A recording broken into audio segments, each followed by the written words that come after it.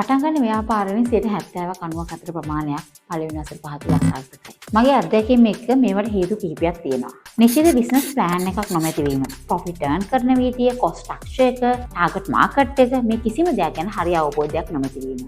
මුදල් කළමනාකරණයේ තියෙන දුර්වලතාවයක්. ඒ කියන්නේ කෑෂ් ෆ්ලෝ කන්ට්‍රෝල් එකක් නැතිකම. සමහරක් වෙලාවට අපේ ඉන්කම් එකට වඩා එක්ස්පෙන්සස් වැඩි, අපිට ව්‍යාපාරය ඇතුලේ ප්‍රොෆිට් තියෙනවා කියලා පේනවා. හැබැයි ඇත්තටම කෑෂ් ෆ්ලෝ එකක් ව්‍යාපාරය ඇතුලේ නැහැ. හැබැයි සමහරක් වෙලාවට කෑෂ් තියෙනවා කියලා පේනවා, කම්පැනි එක ඇතුලේ ප්‍රොෆිට් earn කරන්නේ නැහැ. රිසර්ව් ෆන්ඩ් එකක් නැහැ. ව්‍යාපාරය යම් කාලයක් අල්ලගෙන යන්න පුළුවන් විදිහේ සෆිෂියන්ට් ෆන්ඩ් එකක් ව්‍යාපාරයේ තියෙන්න ඕනේ. ඒකවල පරිශ්‍රණයක් නොමැති වීම, කම්පිටිෂන් ඇනලිසිස් එකක් නැහැ, ඩිමාන්ඩ් එකක් නැති ප්‍රොඩක්ට් සර්විසස් කරනවා. ඇත්තටම කස්ටමර්ස්ලා කැමති අකමැති දේවල් ගැන හොඳ හැදෑරීමක් කරලා නැහැ.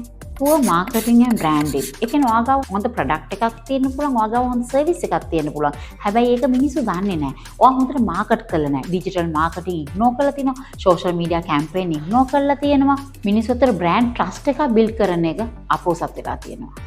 වැරදි කණ්ඩායමක් තෝරගෙන තිබුණොත්, ඒ කියන්නේ ඔයාගේ HR මැනේජ්මන්ට් එක දුර්වලයි නම්, ස්කිල් එකක් නැති ටීම් එකක්, ලීඩර්ෂිප් එකේ තියෙන දුර්වලතාවය, එම්ප්ලොයිස්ලාගේ මොටිවේෂන් එකක් නැහැ, හැමතිස්සෙම පස්සෙන් ඉන්න ඕනේ, ඒගොල්ලෝ කරන්නේ මොනවද කියලා බලන්න ඕනේ. මේ වගේ ටීම් එකක් එක වැඩ කරන්න බෑ. කකුල් කැරිච්ච අශ්වය දාලා රේස් එකක් දුවන්න බෑනේ. කස්ටමර් ෆෝකස් එක අඩු වෙන එක. ක්වොලිටි සර්විස් එකක් දෙන්නේ නැහැ. කස්ටමර් ෆීඩ්බැක් ඉග්නෝර් කරනවා. ආෆ්ටර් සේල් සර්විසස් නැහැ. Over expansion.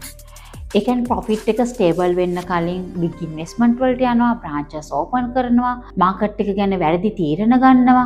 ඔයගේ රිස්ක් එක ඉන්ක්‍රීස් වෙනවා. ඒ කියන්නේ අවධානම වැඩි වෙනවා. ඩිසිප්ලින් and consistency නැතිවීම. බිස්නස් එකක් සක්සස් වෙන්න time, patience, consistent effort අත්‍යවශ්‍යයි. බොහෝ අය ඉක්මනින් give up කරනවා. අඩප් නොවීම. මාකට් එක, කස්ටමර් බිහේවියර් එක, ඉකොනොමි එක, ටෙක්නොලොජි මේ හැම දෙයක්ම time to time change වෙනවා. ඉතින් ඔයා මේවට adjust නොවුනොත් ඔයාගේ business එක fail. Legal and compliance issues, tax registrations, ඒ වගේම accounting records ignore කරනවා. මේ වගේ දේවල් වල අවසානයේ ප්‍රතිඵලය fines, surcharge, legal issues වගේ දේවල්. ඒ අවසානයේදී වෙන්නේ ඔයාගේ business එක cross වෙන එක.